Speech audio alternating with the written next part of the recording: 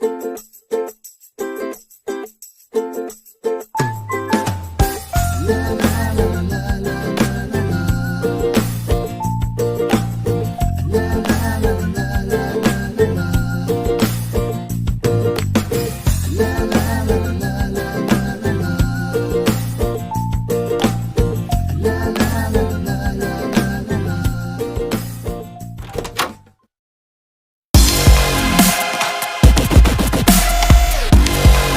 Emergency medicine ചാനലിലേക്ക് സ്വാഗതം.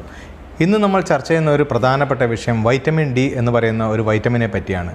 നമ്മൾ ഈ വീഡിയോ കണ്ടുകൊണ്ടിരിക്കുന്ന പലരുടെയും വൈറ്റമിൻ ഡി ചെക്ക് ചെയ്യുകയാണെങ്കിൽ വളരെ കുറവായിരിക്കും. ഈ വൈറ്റമിൻ ഡി കുറഞ്ഞാൽ എന്താണ് പ്രശ്നമെന്ന് നമ്മൾ മനസ്സിലാക്കേണ്ടത് ഉണ്ട്. അത് എപ്പോഴും വൈറ്റമിൻ ഡി എന്ന് പറയുന്ന വൈറ്റമിൻ നമ്മുടെ ബോണിനെ, അസ്ഥികളെ ശക്തിപ്പെടുത്തുന്ന ഒരു വൈറ്റമിനാണ്. ഇത് നമുക്ക് കിട്ടിക്കൊണ്ടിരിക്കുന്നത് അല്ലെങ്കിൽ നമ്മൾ അത് ഉണ്ടാവുന്നതോ വെയിൽ കൊള്ളുന്നതുകൊണ്ടാണ്. പലപ്പോഴും ഇന്നത്തെ നമ്മുടെ ഒരു പ്രത്യേക അവസ്ഥയിൽ നമ്മൾ ജോലിക്കായി പലപ്പോഴും ഇൻഡോറിലായിരിക്കും, അതായത് ബിൽഡിങ്ങിനകത്തായിരിക്കും.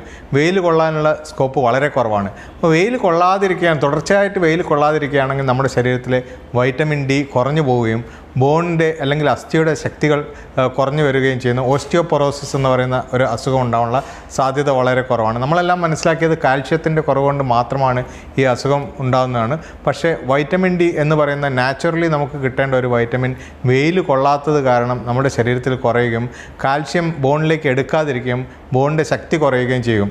പലപ്പോഴും ഇത് രോഗി പ്രസൻറ്റ് ചെയ്യുന്നത് ശരീരത്തിൻ്റെ മുഴുവൻ ഭാഗങ്ങളിലും അവിടെ ഇവിടെയൊക്കെ വേദനയായിട്ടാണ് രോഗി ഡോക്ടറുടെ അടുത്തേക്ക് പ്രസൻറ്റ് ചെയ്യാറ്.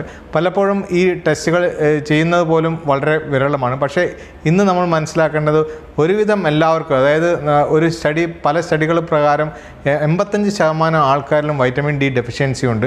എന്തുകൊണ്ടാണെന്ന് വെച്ചാൽ ഇന്നത്തെ ജീവിത സാഹചര്യത്തിൽ നമ്മൾ വെയിൽ കൊള്ളുന്നത് വളരെ വളരെ കുറവാണ്.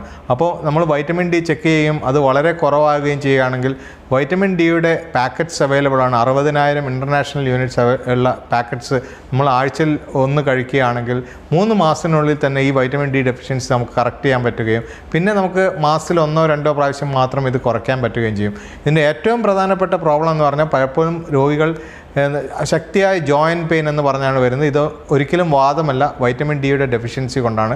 വളരെ റെയറായിട്ടെങ്കിലും നമുക്കറിയാം, പലപ്പോഴും നമ്മൾ സ്റ്റെപ്പൊക്കെ ഇറങ്ങുമ്പോൾ സ്ലിപ്പായി പോകാറുണ്ട്. പലപ്പോഴും വൈറ്റമിൻ ഡി കുറഞ്ഞ് ബോണിൻ്റെ ശക്തി കുറയുകയാണെങ്കിൽ ഇങ്ങനെ സ്ലിപ്പാകുമ്പോൾ തന്നെ കാലിലെ പ്രധാനപ്പെട്ട എല്ലുകൾക്ക് ഒടിവുണ്ടാകാനുള്ള സാധ്യതയുണ്ട്. വളരെ മിനിമൽ ട്രോമയിൽ തന്നെ ഒടിവുണ്ടാകാനുള്ള സാധ്യതയുണ്ട്. അതുകൊണ്ട് ഈ വീഡിയോ കാണുന്ന എല്ലാവരും ശ്രദ്ധിക്കണം. വൈറ്റമിൻ ഡി വളരെ കുറവായിരിക്കും പലരിലും. അത് ഡോക്ടറുടെ നിർദ്ദേശപ്രകാരം കറക്റ്റ് ചെയ്യുകയാണെങ്കിൽ നമുക്ക് പലപ്പോഴും ബോൺ പെയിൻസും അല്ലെങ്കിൽ ഇങ്ങനെ അനാവശ്യമായ ഫ്രാക്ചറുകളും ഒഴിവാക്കാൻ പറ്റും. Thank you.